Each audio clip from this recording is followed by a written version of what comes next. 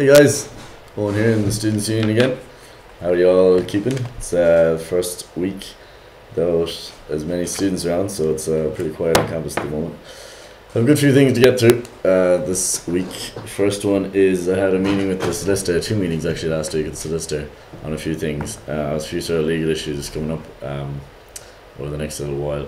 One of them is the Student Facilities and Services Limited, which is the company that runs the Student Centre, is looking for charitable status, so we're basically altering the Articles of Association to reflect that. It's common practice with Students' Union commercial entities across the UK and Ireland. We're also still investigating the legal status of the Students' Union and how we can institute it within the university statutes. As of yet, the Students' Union has no legal status in the university.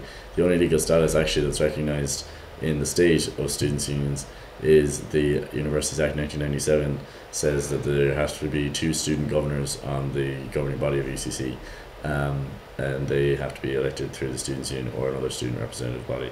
So it's just to get that sort of concrete and formalised down. USI, there's a little bit of a legal question in USI at the moment around their elections, so I'm going to be consulting legal advice on that particular issue going forward.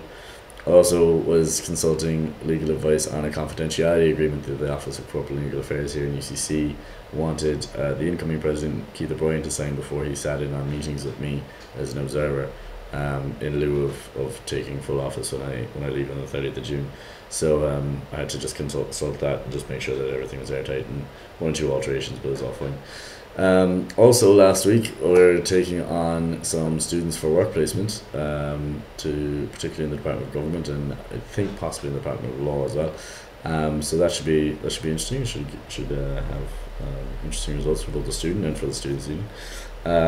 There was a board of directors meeting of UCC Campus Accommodation Ltd, which is the company that runs University Hall, Victoria Lodge, Castle of White, and there's a postgraduate accommodation there, and I think it's Cross as well that they run. So I was at that meeting, and good news is that the flooding damage and the management of the flooding damage has been very well taken care of. The management is very proactive and very responsible that way.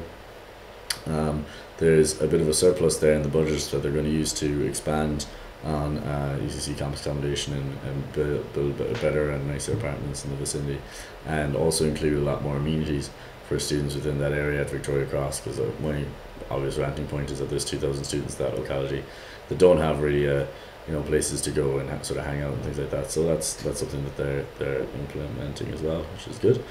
There was last week as well was the Life Centre, which was one of the selected charities. It's a establishment, a kind of a school just on across the river on the north side there in Sunday as well, for students that are from disadvantaged backgrounds, particularly disadvantaged backgrounds.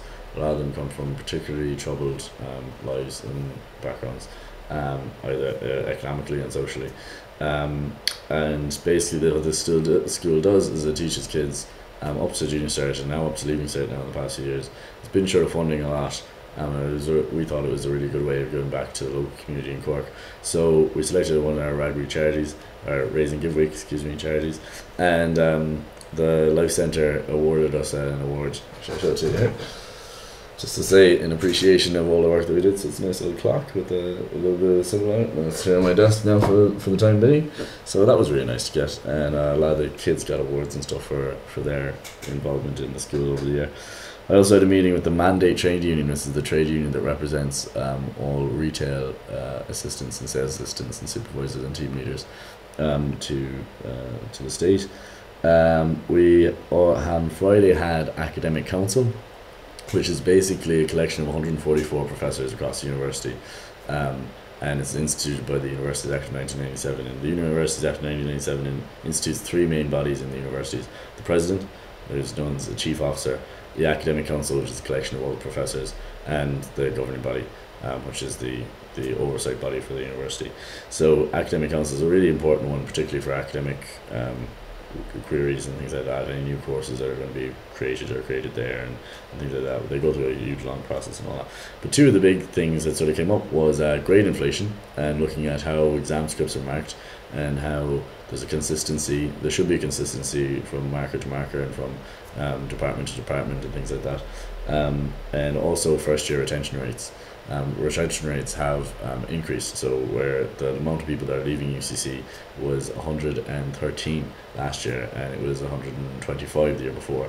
So we're getting better at keeping students on board, although we still have a good bit of way to go, and there's a lot of factors into that. I think there's a lot of factors into that. Same factors would be for that as there are for lecture attendance as well, in my opinion.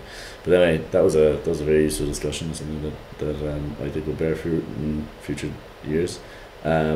The finance committee met today then as well. That's why I'm in my suit in the afternoon, which is basically the oversight body for the finance function of the university. It's a subcommittee of the governing body of UCC. And the Students' Union president sits in attendance. Keith is there with me there today.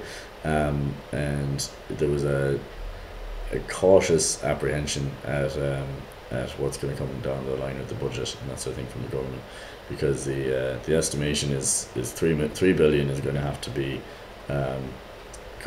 cost generated in the public finances by the end of the year, by the end of next year. But there was a little bit of a caution that it might even be larger than that, and of course that's going to have an impact on education, specifically higher level education, specifically UCC. So it's going to be an interesting year next year. It's going to be a very tough year, and we'll see sort of how it all goes. That was finance committee. So it's going to be an interesting few years for UCC financially and certainly socially and culturally over the next few years. But anyway, that's more or less what I've been up to. Sorry it was so long. Hope everybody's enjoying cleaning their houses, which I have to go do now myself, and going abroad for your J1s and all that sort of stuff. And for those of you who are on work placement, I hope you're having a fantastic and marvellous time in Dublin or Galway or Tralee or wherever the hell you are, or Boston even. So anyway, yeah, I'll be still doing this for the next few weeks. Hope to catch you then.